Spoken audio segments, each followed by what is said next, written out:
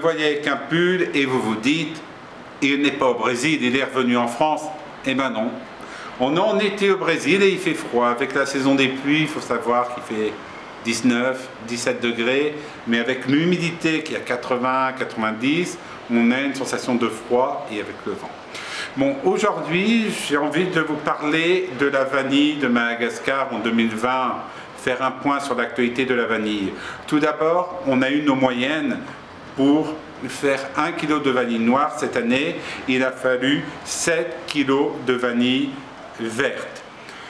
Aussi, il y a un point très important, il faut savoir que 40% de la récolte de vanille de l'année dernière, c'est-à-dire la campagne 2018, n'a pas été vendue. C'est-à-dire qu'elle reste à Madagascar. Il faut savoir que certains exportateurs essayent de la vendre à des confrères en France. Il faut savoir que cela est interdit. Autre chose à savoir, c'est que 1 kg de vanille verte de Madagascar, immature, va produire 125 g de vanille noire. Donc ici, vous voyez bien que si une vanille est mal préparée, une vanille qui est mal récoltée, va avoir un rendement qui est inférieur. Une bonne nouvelle pour vous consommateurs, certaines plantations acceptent maintenant le prix des importateurs. L'année dernière, c'était impossible.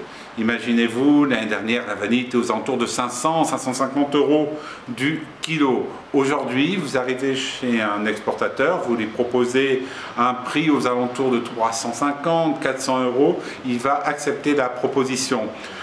Nous sommes en train de voir un retournement du marché de la vanille Bourbon de Madagascar. Je vais vous faire prochainement des vidéos sur cette petite princesse pour vous expliquer chaque mois l'évolution du cours de la vanille de Madagascar.